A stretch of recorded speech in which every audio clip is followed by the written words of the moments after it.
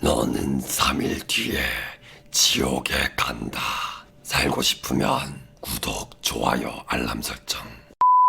안녕하세요 여러분, 랜선 선교사 담혜색입니다. 장안의 화제가 되었던 지옥이라는 작품에 대해서 한번 리뷰를 해보도록 하겠습니다. 지옥은 꽤 매력 있는 작품입니다. 처음에는 제가 디테일의 부족함이나 허점 때문에 좀 집중이 안 돼서 1화만 보다가 껐었는데, 그 다음에 정주행하면서 큰 주제의식을 사유하는 감독의 능력이 꽤 훌륭하다는 생각을 했습니다. 지금부터 굵직한 주제들 몇 가지를 바탕으로 기독교인의 시선으로 이 작품을 한번 분석해 보도록 하겠습니다. 지옥에서 다루는 주제 중에 가장 큰 부분은 고통의 문제입니다. 감독이 보기에 고통의 가장 큰 무기는 불확실성이에요. 하루아침에 지옥행을 예고하는 고지라는 것은 마치 예상치 못한 곳에서 닥쳐오는 불행과도 같습니다. 이러한 불행에는 아무런 의미도 이유도 없어 보입니다. 만약 누군가에게 고통이라는 불청객이 찾아올 수 있다면 그것은 분명 나에게도 찾아올 수 있다는 거죠. 전혀 대비되지 못한 시점에 말입니다. 이 사실은 인간의 삶을 정말 괴롭게 만듭니다. 우리는 이 작품에서 천사의 정체가 뭔지, 어떤 규칙에 의해서 고지를 내리는 건지 궁금합니다. 하지만 감독은 이걸 알려줄 생각이 없어요. 사실은 시나리오를 쓴 본인도 모를 수도 있습니다. 애초에 이게 중요한 부분이 아니기 때문이에요. 감독이 하려는 일은 극중 인물들뿐 아니라 시청자들까지 극도의 불확실성 안에 던져놓고 스스로 사유하게 만드는 것입니다. 자, 민혜진 변호사의 어머니가 한 말을 상기해봅시다. 지옥을 고지하는 천사를 자기도 본 적이 있다고 말을 해요. 바로 암을 선고한 자신의 의사입니다. 하지만 진짜 불확실성은 그 뒤에 있었으니 나름 의연하게 대비 중이었던 암으로 인한 죽음조차 그녀에겐 허락되지 않았습니다. 이 작품을 보다 보면 갑작스런 고지가 떨어질지도 모르는 저런 세상에서 도대체 어떻게 사나 이런 생각이 듭니다. 하지만 우리의 현실도 사실 마찬가지예요. 갑작스러운 교통사고나 전염병 아니면 난치병에 목숨을 잃는 경우는 허다합니다. 우리는 매일 그것이 자신의 일이 아닐 거라고 애써 외면하면서 살아갈 뿐이에요. 감독은 이 주제의식을 누군가가 놓칠까봐 두려워서 소도사무소에 속한 그 교수의 입을 빌려서 천사의 고지는 곧 자연재해와 같은 거라고 말하고 있습니다. 인간의 진짜 불행은 세상이 원래 그런 거라고, 이게 자연스러운 거라고 의연하게 받아들일 수 없다는 데 있습니다. 우리가 보기에 이유 없는 고통과 불행은 지극히 불합리해 보입니다.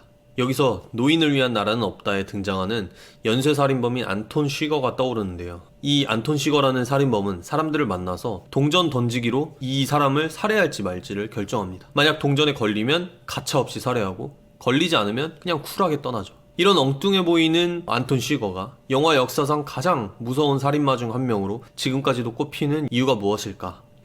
압도적인 불확실성 때문일 것입니다. 차라리 죽이는 이유라도 알려주면 좋았을 거예요. 하지만 이 존재는 의미 없이 들이닥친 자연재해적인 존재입니다. 이 불확실성 앞에서 노인들의 축적된 지혜는 아무런 도움도 되지 못합니다. 이처럼 인간의 삶은 불확실성 때문에 고통스럽습니다. 언제 어디서 불행이 닥칠지 모르는 거죠. 그런 일이 닥쳤을 경우에 왜 하필 자신이 그런 불행을 겪어야만 하는지 그것도 모릅니다. 더 괴로운 것은 이러한 불확실성 속에서 확실한 목적을 가지고 긍정적으로 살아간다는 것 자체가 불가능에 가깝다는 것입니다. 여러 실존주의 철학자들이 말하듯 인간은 그저 목적 없는 이 세계에 던져진 존재입니다. 그렇다면 인간은 불확실성을 극복하기 위해 무엇을 해왔을까요? 의미를 갈망해왔습니다. 삶의 의미, 고통의 의미, 죽음의 의미를 탐구하면서 이 모든 것에 이유가 있을 거라고 가정해왔습니다. 극 중에 정진수 의장 또한 마찬가지입니다. 이 정진수 의장은 자신의 죽음에 아무런 이유가 없어서는 안 된다고 여겼어요. 그래서 고지라는 현상에 정의를 위한 신의 뜻이라는 의미를 부여했고, 그 의미가 실제로 세상을 바꿔놓기를 원했습니다. 이처럼 인간은 의미 없음의 상태를 견디지 못합니다. 이후 새 진리회의 주장처럼 이러한 의미 부여가 사라지는 순간 인류에는 정말로 종말이 찾아올지도 모릅니다.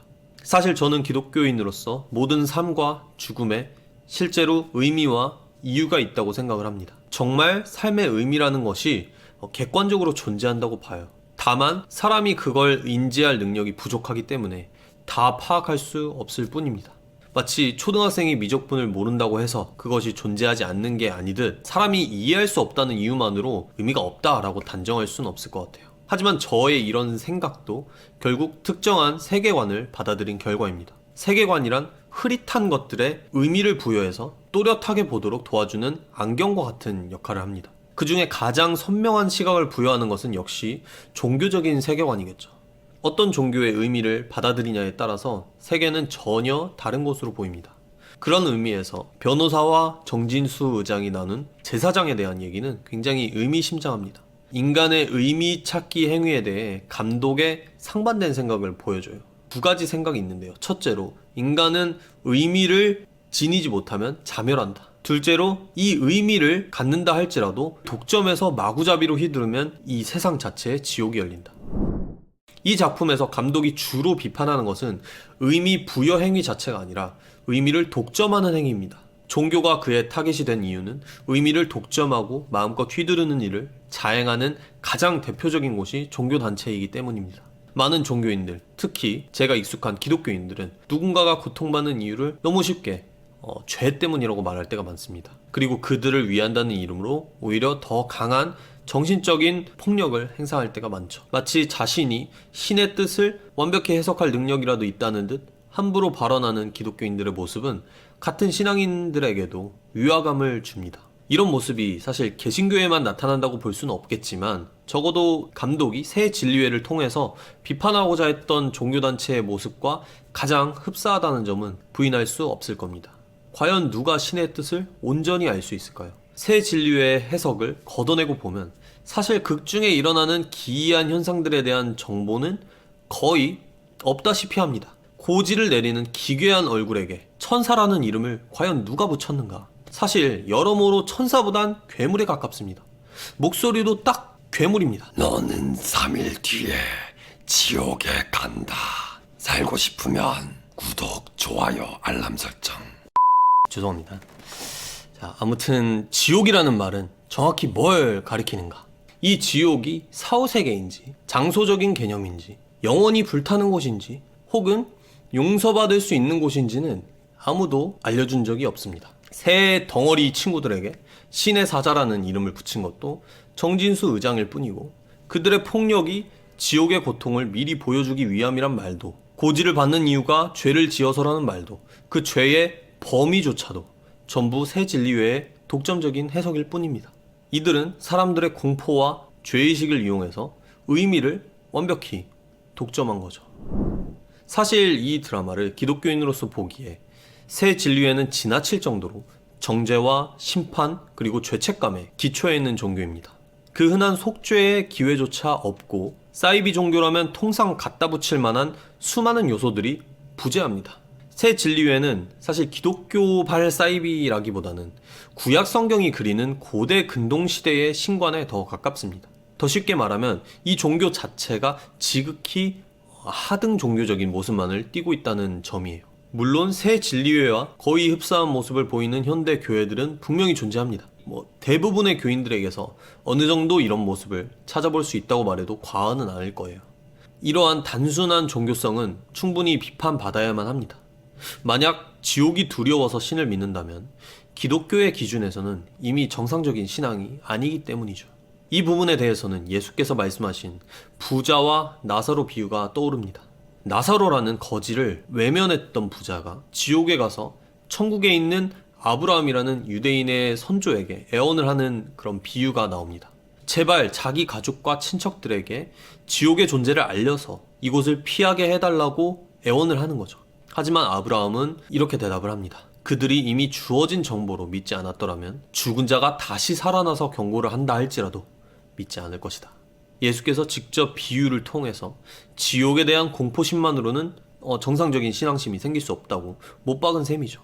만약 감독이 종교 비판에 더 힘을 실었다면 새 진리회에 더 넣을 수 있는 설정이 많았을 겁니다. 이를테면 중세 기독교가 했듯이 연옥이라는 개념 같은 것을 도입을 해서 돈을 내면 지옥행을 면해준다던가, 아니면 공포 외에도 자비와 사랑이라는 이름으로 자행할 수 있는 어떤 위선적인 종교적 악행을 다룰 수도 있습니다.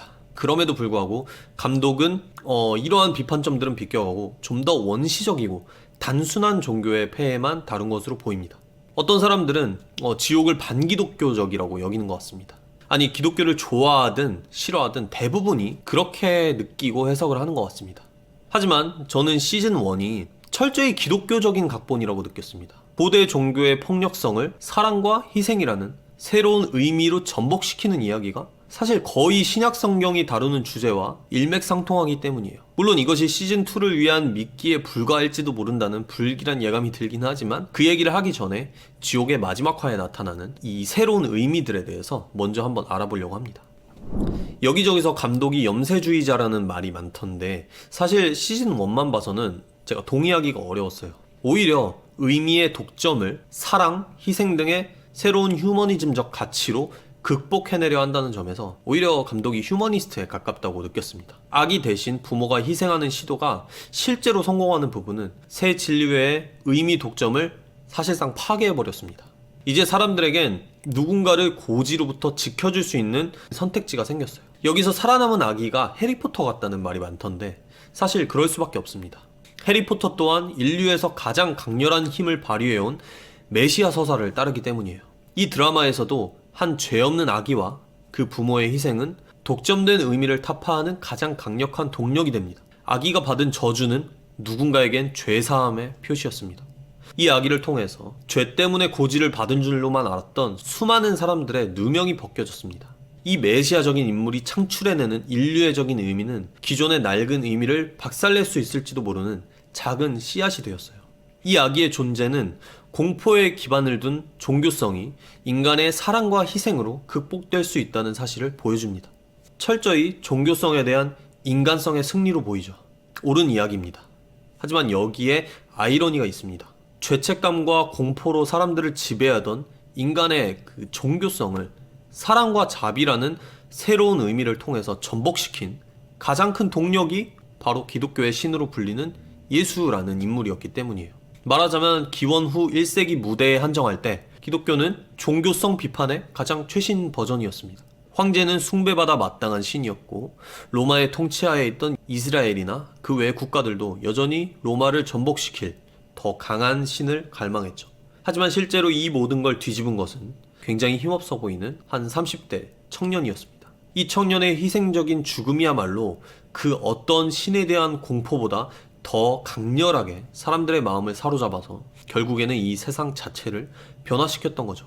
그분은 생전의 허례의식과 알맹이 빠진 종교적 교리 실천을 강력하게 비난했습니다. 그리고 병자, 여성, 노예, 가난한 사람, 이방인, 종교적 기준에 미달된 사람, 이런 인간 취급을 받지 못하던 사람들을 본래 있어야 될 존엄한 인간의 위치로 올려놨죠. 이를 위해 결국 자신의 목숨까지 내어주었습니다. 이분은 개인의 특정한 죄가 그 사람이 당해야 할 불행을 결정하지 않는다고 선포했고 존재 자체로 누군가에게는 죄사함을 선사했습니다. 살아남은 아기도 그러한 역할을 하고 있습니다. 시즌2는 드라마가 아니라 웹툰으로 먼저 공개된다고 합니다. 상상했던 것보다 감독이 더 염세주의적인 인물이라면 시즌1 이상으로 철저히 종교의 의미를 부인하는 방향으로 나아갈 수도 있습니다. 시즌1의 마지막 화는 희생과 부활을 전면에 내세운 기독교적 신흥 종교가 세워질 수도 있는 단초를 제공했죠. 감독은 충분히 이 새로운 종교가 어떤 새로운 형태의 폭력과 위선을 보이는지 고발할 수도 있습니다. 물론 잘못된 것들은 알려지고 또 고쳐져야만 합니다. 분명히 현대의 기독교는 희생과 사랑, 자비란 이름 아래에서 자기의 욕심을 챙기고 온갖 위선을 행하는 측면이 있습니다. 그런 부분들을 더 많이 비판받아야겠죠. 하지만 제가 우려하는 건 감독이 공포를 통한 의미 부여를 넘어서 사랑과 희생의 의미조차 결국에는 다 소용이 없다. 이런 완전한 염세주의를 설파하는 것입니다. 스스로 염세주의를 믿고 안 믿고를 떠나서 이 사상이 인간 사회에 있어서 그리고 사람들에게 있어서 그렇게 건강한 사상으로 보이진 않나요. 시즌1의 결론처럼 인간은 더 나은 해석으로 좋은 의미를 찾고 특정 집단의 의미 독점을 견제해가면서 더 고차원적인 의미의 공유로 문제를 극복해야만 한다고 생각합니다. 그리고 그 새로운 의미는 여전히 사랑, 희생과 같은 기독교적인 의미일 때 더 좋다고 생각합니다. 만약 시즌1의 엔딩에서 인간에 대한 나름의 희망을 읽었다면 여러분도 간접적으로나마 기독교식 의미 부여에서 어떠한 힘을 느낀 셈입니다. 연상호 감독이 다음 시즌에 더 강한 것을 준비하고 있을지 어떨지는 전 모르겠습니다. 그렇기에 더 많은 기대가 되는 것도 사실입니다. 더욱 신선하고 담대한 시나리오를 기대해봅니다. 이러니 저러니 해도 사실 드라마는 재밌으면 보게 되는 법이니까요.